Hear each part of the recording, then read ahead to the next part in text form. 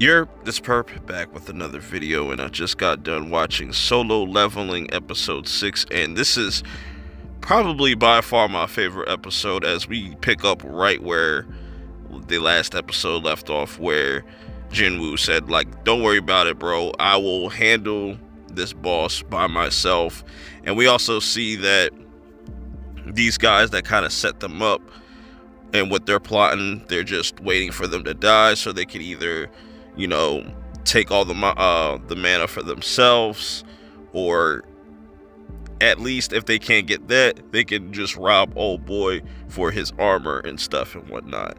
And we just see Jinwoo go to work on this thing, trying to break it down, but he's actually fucking struggling on taking this thing down because he has to kind of think a little bit more strategically, even though he doesn't fear these things anymore. Like I said, he's really much improving as each episode goes on.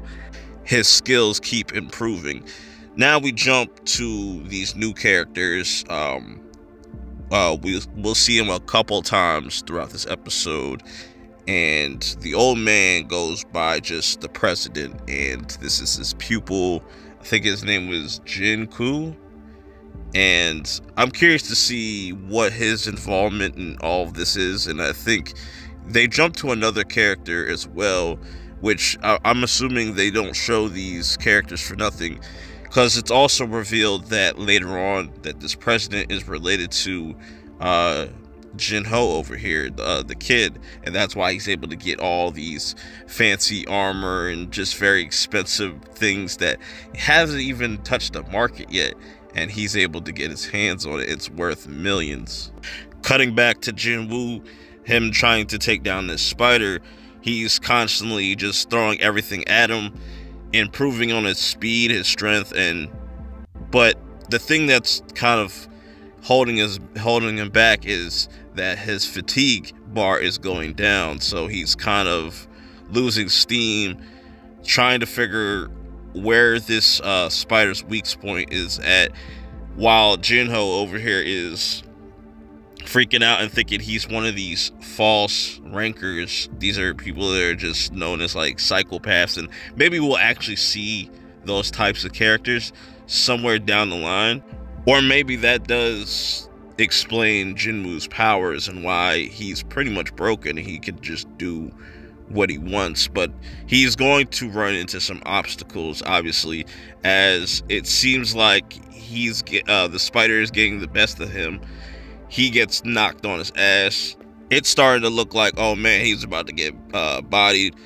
But before the spider can land the finishing blow, Jinwoo pulls out a full recovery out of his inventory and goes to absolute work on this spider like it's nothing. And he's able to get this crystal. Don't know how precious or how rare this gem is, but we'll probably find out. But now he has another obstacle in his way. He still has to deal with these hunters that set them up to die in this dungeon. So now they instantly try to put pressure on Jin-Ho on killing Jinwoo, and instead of doing so, he starts to put up his sword and shield and says, no, I'd rather fight. And they start to go towards him. Jinwoo gets distracted for a quick second because he gets a whole thing that pops up, a little prompt saying you need to kill these people, and he's just kind of like shocked, and he gets knocked on his ass. Then we jump to Jinwoo's sister talking to her friends, and her friends talking about being on this mission and struggling with this A-class boss, and how this blonde-haired chick just came out of nowhere. I'm assuming she's an S rank. I'm pretty sure. I don't know if this is the same chick from the first episode, or if this is a brand new character that they're teasing. We'll have to wait and find out. Jumping back to Jinwoo, and this is where this episode really elevates for me, not only in the character progression, but the animation. The animation throughout this whole entire episode has just been A1. Jinwoo starts to fucking snap, and he keeps getting these prompts. If you don't do this, the penalty is your heart will stop. And how they depict him just completely snapping and just going off on all these hunters, killing them off one by one, just with ease, was perfect. Even when it got to the part where the lead hunter in all of this tries to act like he's all big and bad and he's going to do something, Jinwoo just puts him on his ass and gets him to begging. He starts to beg. He's like, man, don't kill me, please. I'll do whatever.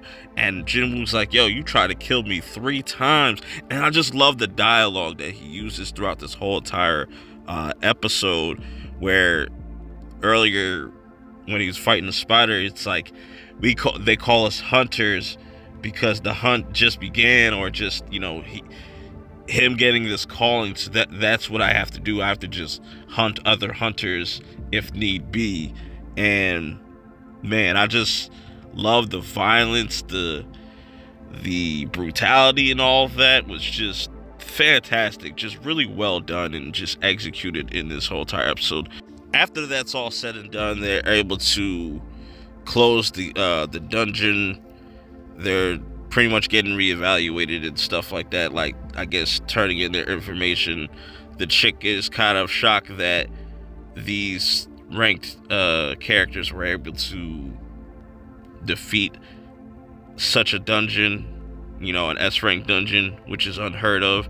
And I think that's where we're going to start to see Jinwoo's name start to get spread around, and why they're teasing certain characters and what they're building up towards. It's all really fascinating, but this episode definitely took things to the next level. No pun intended, and I really enjoyed it from start to finish. Animation was flawless. The story and journey of Jinwoo is very fascinating and unpredictable, because you might think you know where this is going to go, but me going into this completely blind, I'm just really enjoying the progression of this character and where things are going, what they're teasing for things to come. Man, I want to know your thoughts if you get around to checking out this episode. Is it your favorite episode so far? It's mine. And man, that's it. Till next week, till next time, I will see y'all in the next one. Peace. I'm out.